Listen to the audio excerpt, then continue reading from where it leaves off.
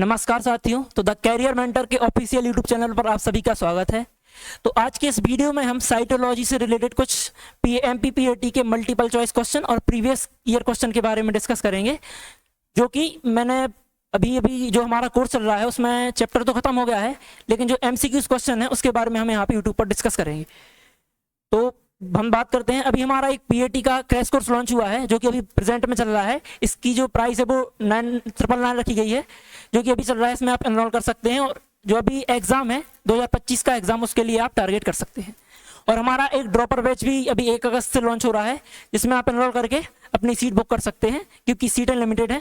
तो आप अभी के अभी एनरोल कीजिए और अपनी सीट बुक कीजिए, ताकि जो नेक्स्ट पीएटी एग्जाम है उसके लिए आप अच्छे से तैयारी कर सकें।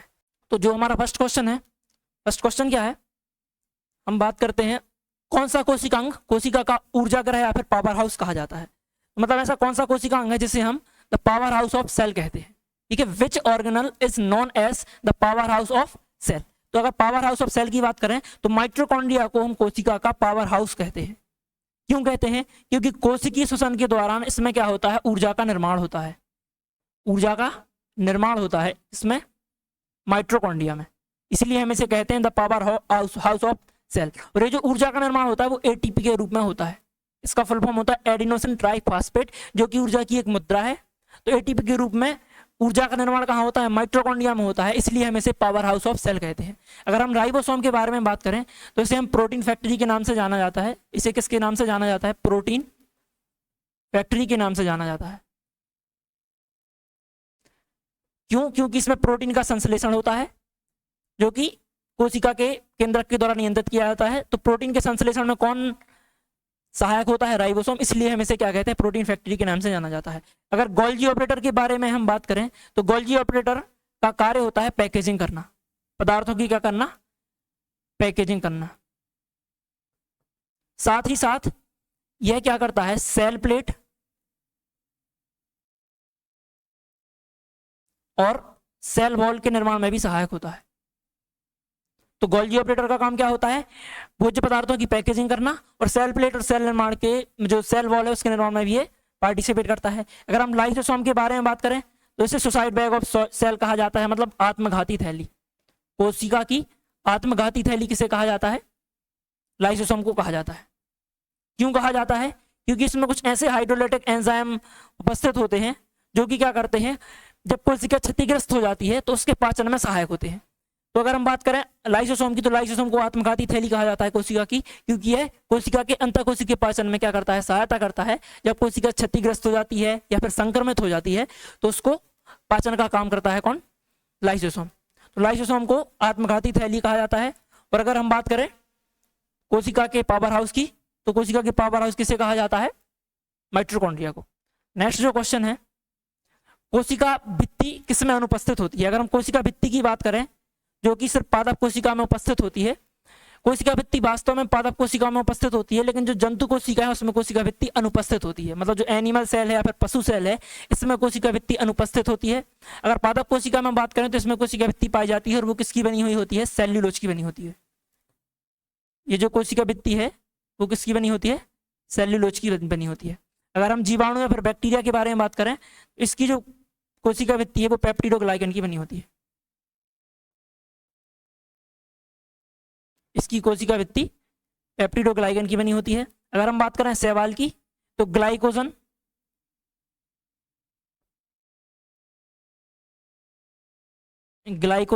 और पॉलीसैकेराइड।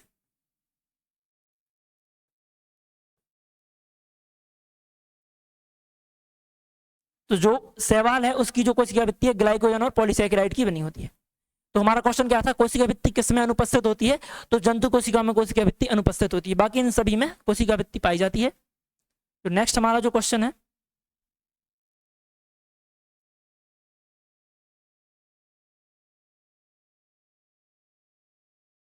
निम्न में से कौन अर्धपारगम्य झिल्ली होती है? तो अर्धपारगम्य झिल्ली के बारे में यदि कहा जाए, अर्धपारगम्य झिल्ली जिसे हम क्या बोलते हैं? सेमी परमेबल मेम्ब्रेन बोलते हैं। इसका काम क्या होता है? कुछ आवश्यक पदार्थों को क्या करना? कोशिका से बाहर निकालना। आवश्यक पदार्थों को अंदर ले जाना कोशिका के अंदर ले जाना, ठीक है। और जो अनावश्यक पदार्थ है उन्हें क्या करती है, बाहर करती है। तो जो अर्धपारगम्य झिल्ली है, जैसे हम सेमी परमिएबल मेम्ब्रेन बोलते हैं, उसका काम क्या होता है, आवश्यक पदार्थों को कोशिका के अंदर ले जाना जिसकी आवश्यकता कोशिका को है। और जो ऐसे पदार्थ हैं जिनकी आवश्यकता नहीं है, अपशिष्ट पदार्थ, उनको कोशिका से कहाँ करना, बाहर करना। अगर बात करें तो हम इसे सिलेक्टिव परमिएबल मेम्ब्रेन भी बोलते हैं। क्यों? क्योंकि यह सिर्फ उन्हीं पदार्थों को अंदर ले जाती है या फिर उन्हीं पदार्थों को बाहर करती है जिसको कोशिका की आवश्यकता होती है, उनको अंदर ले जाती है, और जिसकी आवश्यकता नहीं है उनको बाहर करती है। तो ये जो परमिएबल मेम्ब्रेन है वो किसे कहा जाता है, प्लाज्मा झिल्ली को हम क्या कहते हैं, परमिएबल मेम्ब्रेन कहते हैं, या फिर अर्धपारगम्य झिल्ली कहा जाता है। अगर कोशिका भित्ति की बात करें तो यह सिर्फ कहाँ पाई जाती है, पादप कोशिकाओं में पाई जाती है, पादप कोशिकाओं में पाई जाती है, जो कि कोशिका को क्या करती है, आंतरिक सहारा देने का काम करती है। अगर हम न्यूक्लियर मेम्ब्रेन की बात करें तो जो कोशिका के मध्य में केंद्रक होता है, जो कि कोशिका के नियंत्रण का कार्य करता है, उसमें उसके चारों ओर क्या पाई जाती है, ये केंद्रक झिल्ली पाई जाती है, न्यूक्लियर मेम्ब्रेन। यह कहाँ पाई जाती है, केंद्रक के चारों ओर। कौन सी झिल्ली पाई जाती है, न्यूक्लियर मेम्ब्रेन। और अगर हम माइटोकॉन्ड्रियल मेम्ब्रेन की बात करें या फिर माइटोकॉन्ड्रियल झिल्ली की बात करें, तो जैसा कि आप जानते हैं कि माइटोकॉन्ड्रिया जो होता है वो दोहरी झिल्ली युक्त होता है, दोहरी झिल्ली युक्त होता है।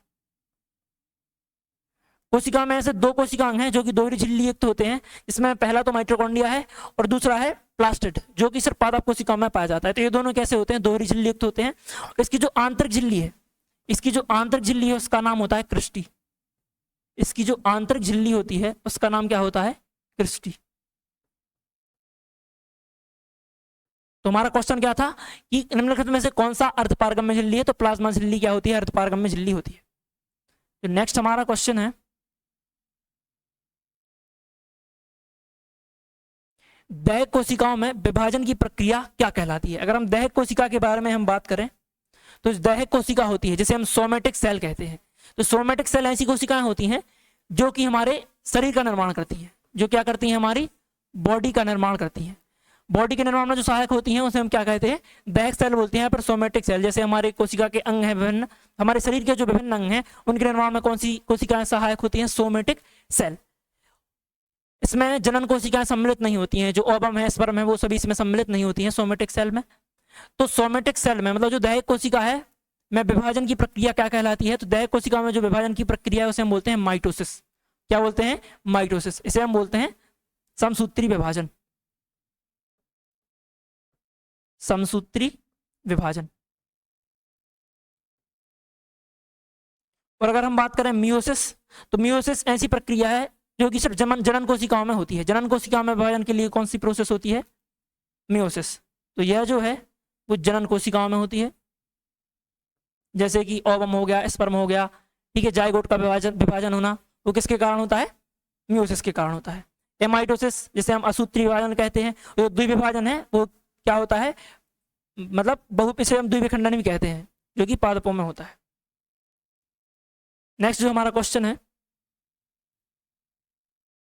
राइबोसोम किसके निर्माण का स्थल है। जो राइबोसोम है उसमें किसका निर्माण होता है, तो राइबोसोम की अगर हम बात करें तो राइबोसोम का कार्य होता है प्रोटीन का संश्लेषण करना। यह क्या कार्य करता है, प्रोटीन के संश्लेषण का कार्य करता है। इसीलिए इसे हम क्या कहते हैं, प्रोटीन फैक्ट्री कहते हैं। इसीलिए इसे क्या कहा जाता है, प्रोटीन फैक्ट्री के नाम से भी जाना जाता है। क्यों, क्योंकि यह प्रोटीन का संश्लेषण करता है। अगर हम बात करें तो ऊर्जा उत्पादन का काम कौन करता है, तो ऊर्जा उत्पादन का काम करता है माइटोकॉन्ड्रिया।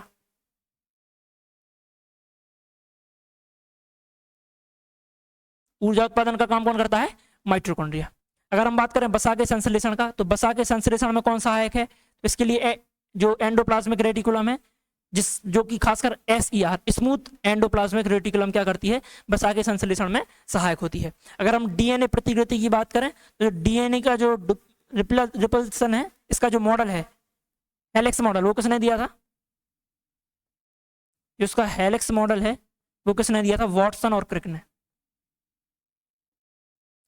वॉटसन और क्रिक ने इसका क्या दिया था, द्विकुंडलित मॉडल दिया था।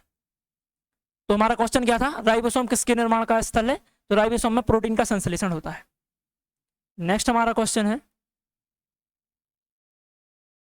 निम्न में से कौन सा कोशिकांग प्रकाश संश्लेषण में भाग लेता है। तो प्रकाश संश्लेषण जो कि पादपों में होता है, और पादप जो अपना भोजन है वो किसके कारण, किसके द्वारा बनाते हैं, प्रकाश संश्लेषण के कारण। तो जो पादप है वो अपना भोजन किसके द्वारा बनाते हैं, प्रकाश संश्लेषण के द्वारा। तो प्रकाश संश्लेषण है, इनमें से कौन सा कोशिकांग भाग लेता है, तो क्लोरोप्लास्ट जो है वो जो क्या होता है, प्रकाश संश्लेषण में भाग होता है। इसमें एक पिगमेंट पाया जाता है जिसे हम बोलते हैं क्लोरोफिल, एक वर्णक पाया जाता है जिसे हम कहते हैं क्लोरोफिल, और यही जो वर्णक है वो कि प्रकाश संश्लेषण की क्रिया में क्या करता है, भाग लेता है। इसके लिए हमें सूर्य के प्रकाश की आवश्यकता होती है, जल की आवश्यकता होती है, और अन्य खनिज लवणों की आवश्यकता होती है, साथ में कार्बन डाइऑक्साइड की भी आवश्यकता होती है। अगर हम माइटोकॉन्ड्रिया की बात करें तो इसे पावर हाउस ऑफ सेल कहा जाता है। अगर हम गोल्जी ऑपरेटर की बात करें तो इसे हम क्या कहते हैं, पैकेजिंग का कार्य करता है गोल्जी ऑपरेटर, और सेल प्लेट और सेल वॉल का निर्माण भी इसी के द्वारा किया जाता है। इसकी खोज कैमिलो गोल्जी ने की थी। अगर हम बात करें लाइसोसोम की, तो लाइसोसोम जो क्या है वो क्या आत्मघाती थैली है कोशिका की। तो हमारा क्वेश्चन क्या था, निम्न में से कौन सा कोशिकांग है जो प्रकाश संश्लेषण में भाग लेता है, तो क्लोरोफिल जो क्लोरोप्लास्ट जो है वो प्रकाश संश्लेषण में भाग लेता है।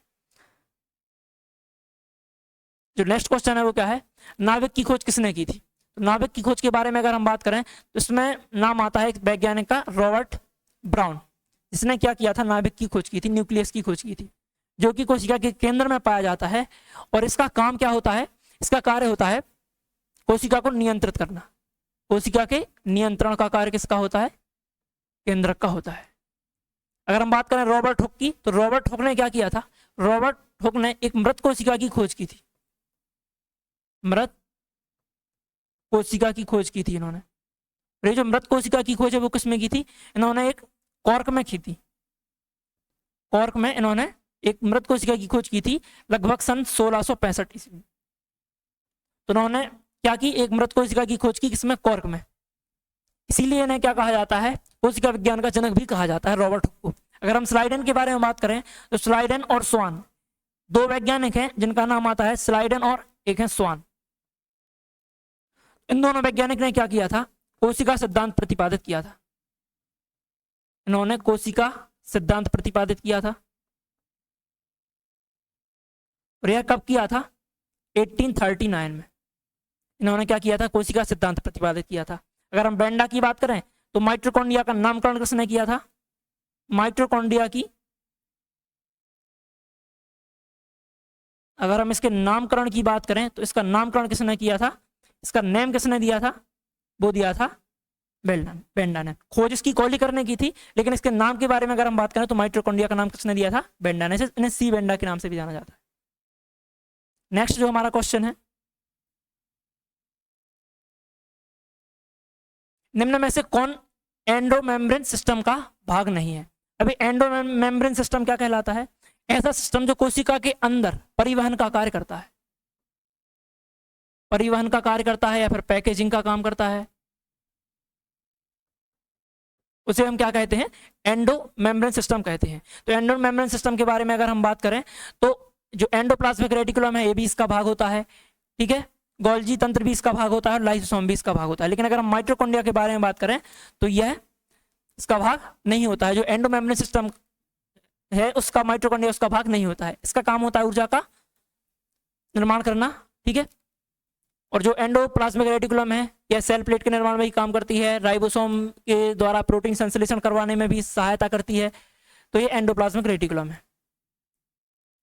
तो हमारा क्वेश्चन क्या था, निम्न में से कौन एंडोमेम्ब्रेन सिस्टम का भाग है, तो भाग नहीं है तो माइटोकॉन्ड्रिया आंसर होगा। नेक्स्ट जो हमारा क्वेश्चन है,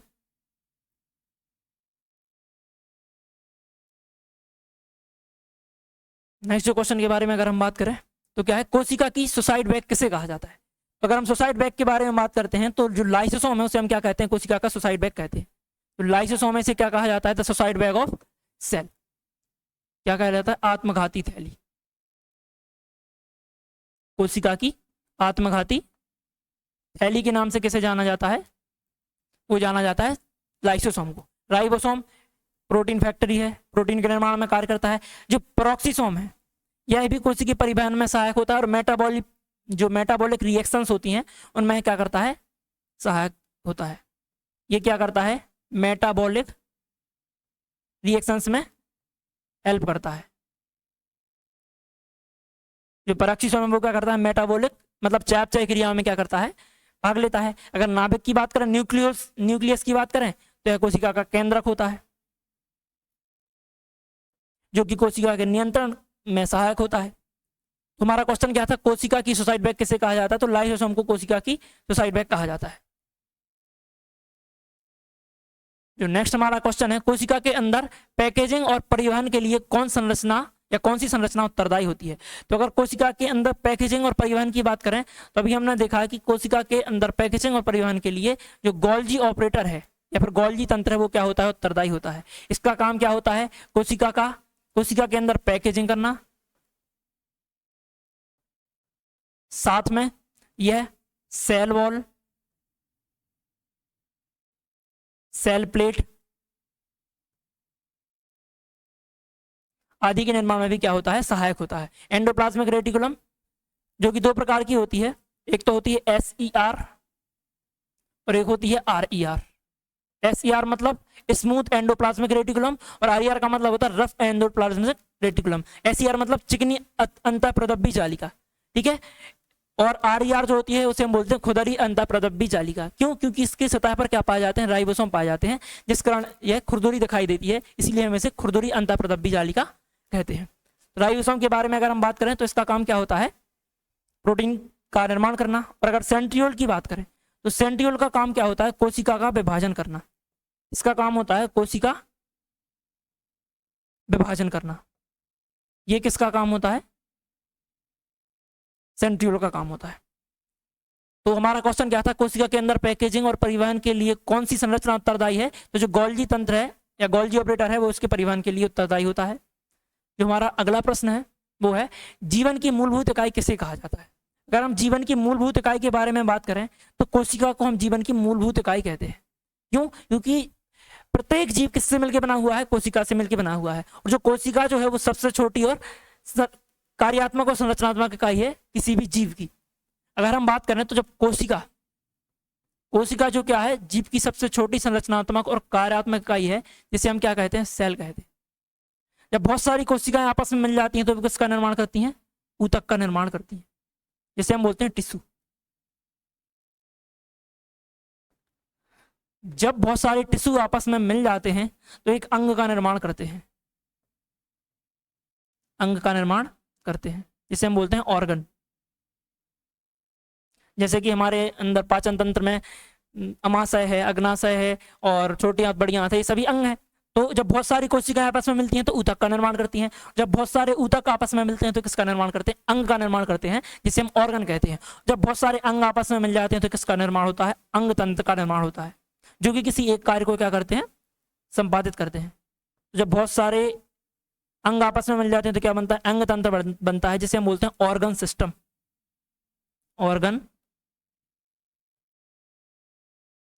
ऑर्गन सिस्टम कहा जाता है। तो अगर हम बात करें तो बहुत सारी कोशिकाएं आपस में मिलती हैं तो ऊतक बनता है, ऊतक आपस में मिलते हैं तो अंग बनते हैं, और अंग आपस में मिलते हैं तो अंग तंत्र। जब बहुत सारे अंग तंत्र आपस में मिल जाते हैं तो किसका निर्माण होता है? एक पूरे के पूरे शरीर का निर्माण होता है, जो कि विभिन्न प्रकार के कार्य करने में सक्षम होता है। तो जो अंग तंत्र हैं वो किसी एक विशेष कार्य को ही संपन्न करते हैं, जैसे कि पाचन तंत्र किसका काम करता है? पाचन का काम करता है। उत्सर्जन तंत्र हमारे शरीर से अपशिष्ट पदार्थों को बाहर निकालने का कार्य करता है। तो अगर हम बात करें तो जीवन की मूलभूत इकाई किसे कहा जाता है? तो कोशिका को कहा जाता है। नेक्स्ट जो हमारा क्वेश्चन है, कोशिका शब्द किस वैज्ञानिक ने दिया था? तो अगर कोशिका शब्द के बारे में हम बात करें तो कोशिका शब्द के नाम के बारे में जब अगर बात की जाए तो एक वैज्ञानिक सामने आते हैं जिनका नाम है रॉबर्ट हुक। इन्होंने क्या किया था? एक कॉर्क, जो कि एक ओक वृक्ष की क्या होती है? छाल होती है, उसमें क्या किया था? इन्होंने कोशिका की खोज की थी। ठीक है, इन्होंने क्या किया था? कोशिका की खोज की थी 1665 में, और इन्होंने इसका नाम दिया सेल। सेल नाम क्यों दिया था? क्योंकि एक लैटिन वर्ड है सेला, जिसका अर्थ होता है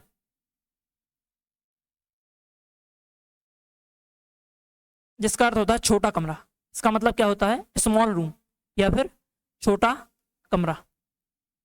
और जब इन्होंने क्या किया, जो वैज्ञानिक रॉबर्ट हुक हैं, इन्होंने कॉर्क में देखा तो उनको इस तरीके से छोटी छोटी संरचनाएं दिखाई दी। जब इन्होंने माइक्रोस्कोपिक लेवल पर इसको देखा तो इस तरीके से छोटी छोटी संरचनाएं दिखाई दी, और इन संरचनाओं का नाम इन्होंने क्या रखा था? इनका नाम रखा था सेल। क्यों? क्योंकि सेल का अर्थ होता है छोटा कमरा। तो रॉबर्ट हुक को क्या कहा जाता है? कोशिका शब्द, मतलब कोशिका विज्ञान का जनक भी ने कहा जाता है, और कोशिका शब्द किसने दिया था? रॉबर्ट हुक ने। अगर रॉबर्ट ब्राउन की बात करें तो इन्होंने क्या किया था? केंद्रक की खोज की थी। इन्होंने केंद्रक की खोज की थी। अगर हम एंटोनी वॉन ल्यूवेनहॉक के बारे में बात करें तो इन्होंने क्या किया था? इन्होंने जीवित कोशिका की खोज की थी। जीवित कोशिका की खोज की थी। अगर हम रॉबर्ट हुक के बारे में भी हमने देखा तो इन्होंने की थी मृत कोशिका की खोज।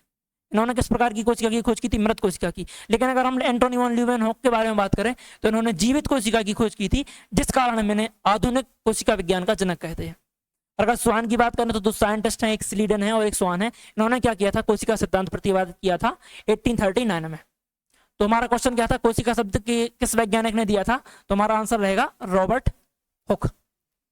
अगर हम बात करें नेक्स्ट क्वेश्चन की, तो नेक्स्ट क्वेश्चन क्या है? निम्न में से कौन सा दोहरी झिल्ली वाला कोशिकांग है? अगर हम दोहरी झिल्ली वाले कोशिकांग के बारे में बात करें तो कौन सा ऐसा कोशिकांग है जिसमें दोहरी झिल्ली पाई जाती है? तो अभी हमने देखा था कि जो माइट्रोकॉन्ड्रिया है, इसे हम क्या बोलते हैं? माइट्रोकॉन्ड्रिया बोलते हैं, या फिर इसका हिंदी नेम होता है सूत्रकणिका। तो जो माइट्रोकॉन्ड्रिया है, इसने ये क्या, इसमें क्या है? डबल कोशिका या डबल झिल्ली पाई जाती है। क्या होता है? दोहरी झिल्ली युक्त होता है। दोहरी झिल्ली युक्त होता है। इसकी जो आंतरिक झिल्ली है उसे हम क्या कहते हैं? क्रिस्टी कहते हैं। इसके अलावा जो हरितलवक है, प्लास्टिड है, वह भी दोहरी झिल्ली युक्त होता है। राइबोसोम के बारे में हम बात करें, पहले ही कर चुके हैं कि यह प्रोटीन फैक्ट्री है। ठीक है, गोल्गी ऑपरेटर पैकेजिंग का काम करता है, लाइसोसोम सुसाइड में। तो नेक्स्ट क्वेश्चन जो हमारा है,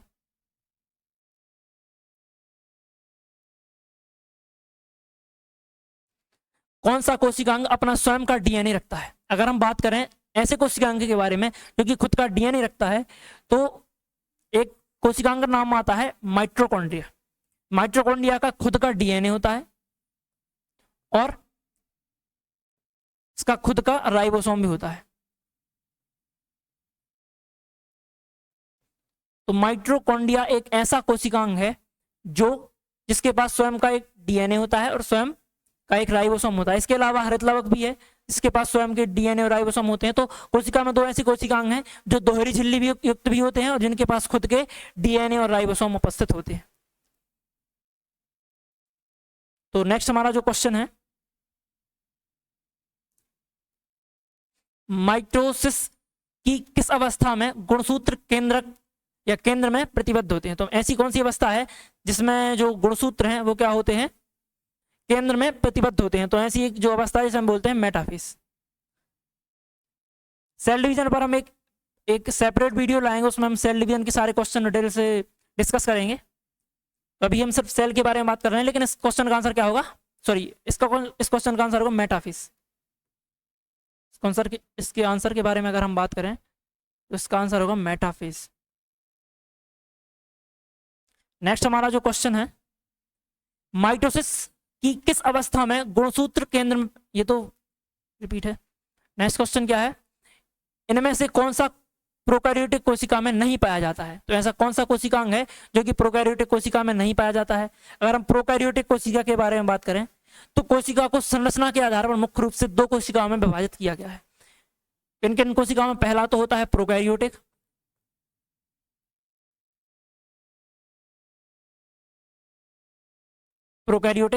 और दूसरा होता है यूकैरियोटिक।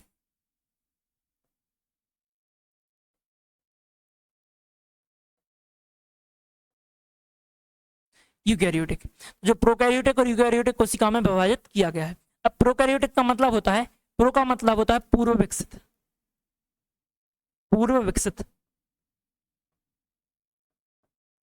और कैरियोट का मतलब होता है केंद्रक। कैरियोट का मतलब क्या होता है? केंद्रक। तो ऐसी कोशिका जो पूरी तरह से विकसित नहीं है, जिसका केंद्रक पूरी तरह से विकसित नहीं है, उसे हम क्या बोलते हैं? प्रोकैरियोटिक कोशिकाएं कहते हैं। और यू का मतलब होता है पूर्ण रूप से विकसित, पूर्ण रूप से विकसित।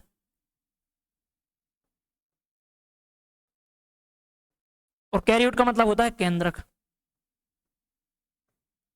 तो ऐसी कोशिका जिसका केंद्रक पूरी तरह से विकसित है, सुविकसित केंद्रक है, उसे हम क्या बोलते हैं? यूकैरियोटिक कोशिकाएं कहते हैं। तो संरचना के आधार पर कोशिकाओं को दो भागों में बांटा गया है, एक तो प्रोकैरियोटिक कोशिका और एक होती है यूकैरियोटिक कोशिका। प्रोकैरियोटिक कोशिकाएं ऐसी कोशिकाएं होती हैं जिनका जो केंद्रक है वो पूरी तरह से विकसित नहीं होता है, और अगर यूकैरियोटिक कोशिका के बारे में हम बात करें तो ऐसी कोशिकाएं होती हैं जिनका केंद्रक पूरी तरह से सुविकसित होता है। इसमें सभी कोशिकांग जो होते हैं वो झिल्लीबद्ध होते हैं, लेकिन यूकैरियोट जो प्रोकैरियोटिक कोशिका है उसके कोशिकांग पूरी तरह से झिल्लीबद्ध ना होकर इसका केंद्रक परिभाषित भी नहीं होता है। तो ये सब इनमें अंतर है, और इसमें माइटोकॉन्ड्रिया नहीं पाया जाता है, राइबोसोम नहीं पाया जाता है। बहुत से ऐसे कोशिकांग हैं जो प्रोकैरियोटिक कोशिका में अनुपस्थित होते हैं। तो अगर हम संरचना के आधार पर बात करें तो दो प्रकार की कोशिकाएं होती हैं। तो ऐसा कौन सा कोशिकांग है जो प्रोकैरियोटिक कोशिका में नहीं पाया जाता है? तो अगर प्रोकैरियोटिक कोशिका में क्या नहीं पाया जाता? नाभिक जो होता है वो नहीं होता है, इसमें जो सुपरिभाषित केंद्रक उपस्थित नहीं होता है। नेक्स्ट जो हमारा क्वेश्चन है, सेंट्रियोल का कार्य किससे संबंधित होता है? सेंट्रियोल जैसे हम केंद्रक कहते हैं, इसका काम किससे संबंधित होता है? तो केंद्रक का काम होता है, एक सेकंड क्वेश्चन, हाँ, इसका काम होता है क्या? कोशिका विभाजन करना। जो सेंट्रियोल है, सेंट्रियोल का काम क्या होता है? कोशिका विभाजन करना। जब कोशिका मतलब एक कोशिका से दो नई कोशिकाएं का निर्माण होता है तो कौन भाग लेता है? मतलब जो सेंट्रियोल है वो उसमें भाग लेता है, और कोशिका विभाजन का कार्य कौन करता है?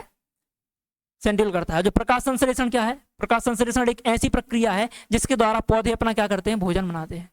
जो पादप हैं, पौधों के द्वारा भोजन बनाया जाता है, भोजन बनाया जाता है। और इसमें कौन सहायक होता है? इसमें हरितलवक क्या करता है? प्रकाश संश्लेषण की क्रिया करता है। अगर प्रकाश संश्लेषण के बारे में अगर हम बात करें, ये प्रोटीन संश्लेषण है। प्रोटीन संश्लेषण का काम किसका होता है? ये होता है राइबोसोम का।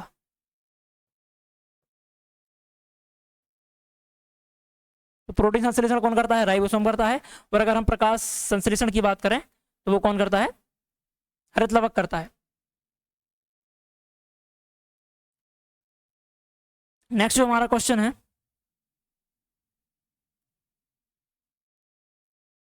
निम्न में से सबसे छोटी कोशिका कौन सी होती है? अगर सबसे छोटी कोशिका के बारे में हम बात करें तो अगर हम सबसे पहले बात करते हैं तंत्रिका कोशिका के बारे में, तो यह मानव शरीर की सबसे लंबी कोशिका है, सबसे लंबी कोशिका है जो कि मानव शरीर में पाई जाती है। और यह क्या करती है? संवेदनाओं के आदान प्रदान का काम करती है, संवेदनाएं ग्रहण करने का कार्य करती है, एक स्थान से दूसरे स्थान तक सिग्नल को ले जाने का काम करती है। अगर जीवाणु कोशिका के बारे में बात करें तो बैक्टीरिया की जो कोशिका है इसे क्या कहा जाता है? सबसे छोटी कोशिका कहा जाता है। और अगर हम अंडाणु या फिर अंड कोशिका के बारे में बात करें, ओवम, तो यह मानव शरीर की सबसे बड़ी कोशिका है, मानव शरीर की सबसे बड़ी कोशिका। और अगर पेशी कोशिका के बारे में बात करें तो ये हमारी पेशियों में जो कोशिकाएं पाई जाती हैं उन्हें हम पेशी कोशिका कहते हैं।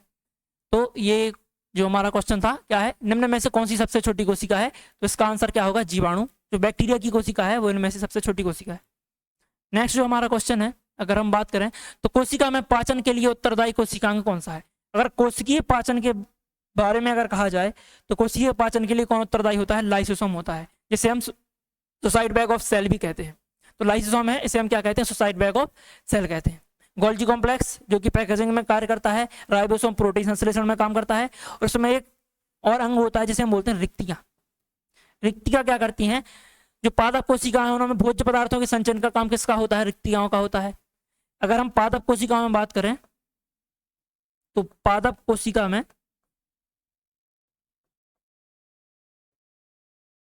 कोशिका में भोज्य पदार्थों जैसे स्टार्च हो गया, कार्बोहाइड्रेट हो गया, इन सभी के संचयन का काम कौन करता है?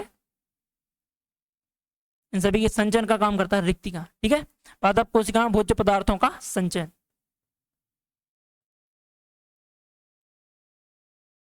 और अगर जंतु कोशिका में बात करें, जंतु कोशिका में अगर हम बात करें तो ये जो रिक्तिकाएं हैं वो क्या होती हैं? बहुत ही छोटी पाई जाती हैं, छोटी पाई जाती हैं लेकिन संख्या में अधिक होती हैं। छोटी पाई जाती हैं लेकिन संख्या में क्या होती हैं? संख्या में अधिक। और अगर पादप कोशिका में बात करें तो इनका आकार तो बड़ा होता है, इनका जो आकार है वो क्या होता है?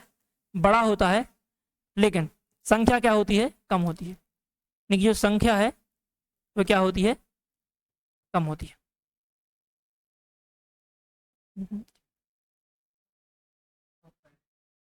नेक्स्ट जो हमारा क्वेश्चन है वो क्या है, न्यूक्लियस का कार्य क्या होता है। जो न्यूक्लियस है उसका क्या कार्य होता है, तो न्यूक्लियस का कार्य होता है राइबोसोम का निर्माण करना। अगर हम न्यूक्लियस के बारे में बात करें तो इसका कार्य क्या होता है, राइबोसोम का निर्माण करना। राइबोसोम का काम होता है प्रोटीन का निर्माण करना, लेकिन राइबोसोम खुद किसके द्वारा बनाया जाता है, वो बनाया जाता है न्यूक्लियस के द्वारा। उसके विभाजन के बारे में अगर हम बात करें तो सेंट्रियोल्स क्या करते हैं, उसके विभाजन में सहायक होते हैं। जो सेंट्रियोल्स हैं वो क्या होते हैं, कोशिका विभाजन में सहायक होते हैं। डीएनए संश्लेषण किसके द्वारा किया जाता है, डीएनए के संश्लेषण के अगर बारे में हम बात करें तो यह केंद्रक के द्वारा किया जाता है। अगर प्रकाश संश्लेषण की बात करें तो प्रकाश संश्लेषण क्या होता है, पादपों में हरित लवक के द्वारा किया जाता है, प्लास्टिड के द्वारा किया जाता है, लवक के द्वारा किया जाता है। एक सेकंड,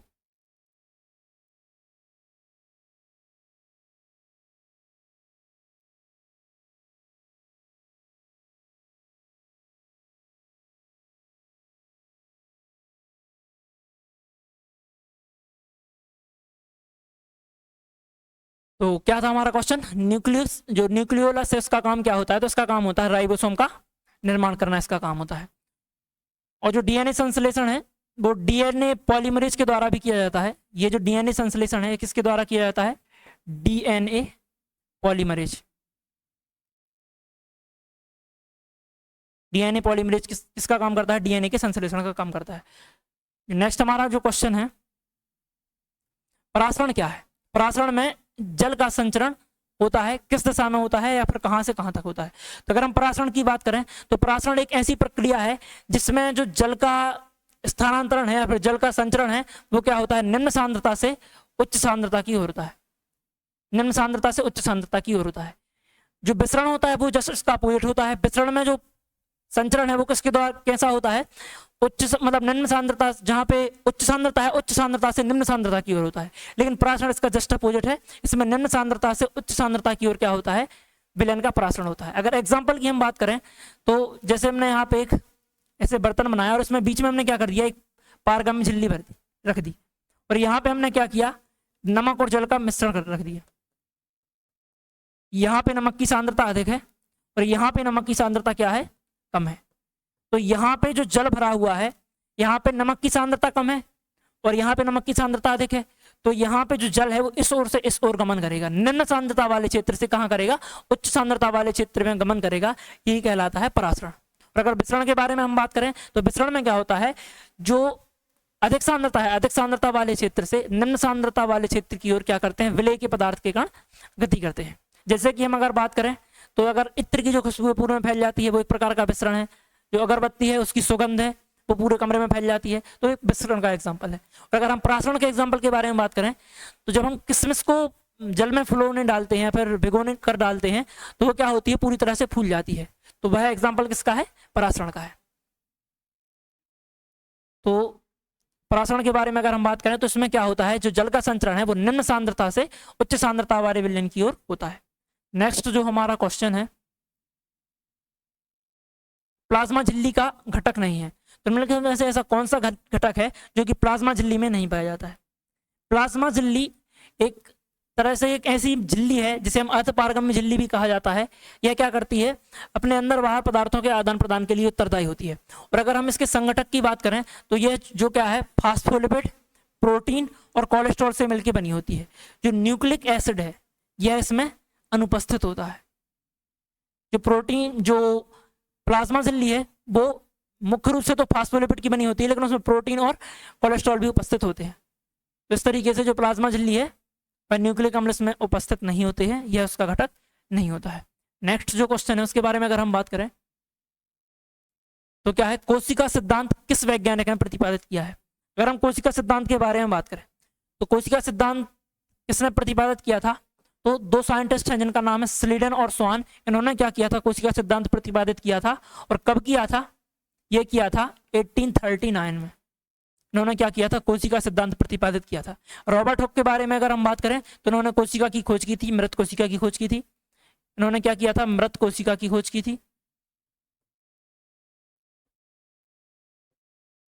अगर हम बात करें डार्विन और वेल्स के बारे में, तो इन्होंने क्या किया था, एवोल्यूशन, उद्विकास का सिद्धांत दिया था। तो इनका योगदान कहां पर मिलता है, उद्विकास में, उद्विकास की। अगर हम बात करें वॉटसन और क्रिक, तो इन्होंने क्या किया था, डीएनए का द्विकुंडलित मॉडल दिया था, डीएनए का द्विकुंडलित मॉडल। वो किसने दिया था, वॉटसन और क्रिक ने। तो क्वेश्चन क्या था, कोशिका सिद्धांत किस वैज्ञानिक ने प्रतिपादित किया था, तो स्लीडन और स्वान ने। अगर हम आधुनिक कोशिका सिद्धांत के बारे में बात करें, तो जो आधुनिक कोशिका सिद्धांत है,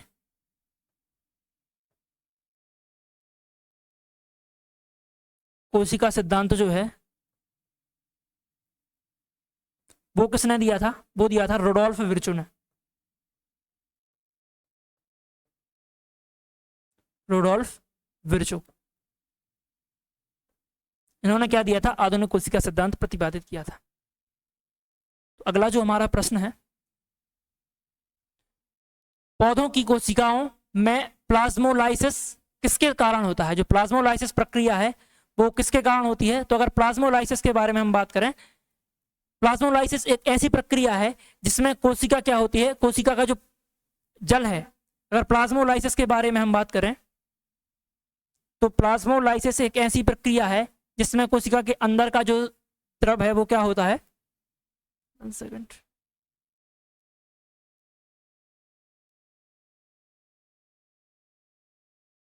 तो क्या है, प्लाज्मोलाइसिस एक ऐसी प्रक्रिया है जिसमें कोशिका के अंदर का जो द्रव है वो पूरी तरह से क्या हो जाता है, बाहर निकल जाता है, और कोशिका क्या हो जाती है, सिकुड़ जाती है।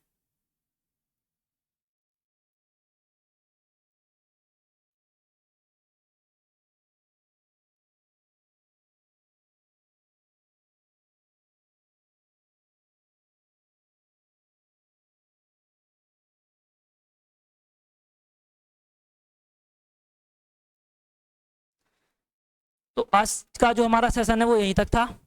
अगले वीडियो में हम सेल डिवीजन और टिश्यू के बारे में बात करेंगे, उनके बारे में कुछ पीवाईक्यूज और एमसीक्यूज सॉल्व करेंगे। ठीक है, तब तक के लिए bye bye all of you.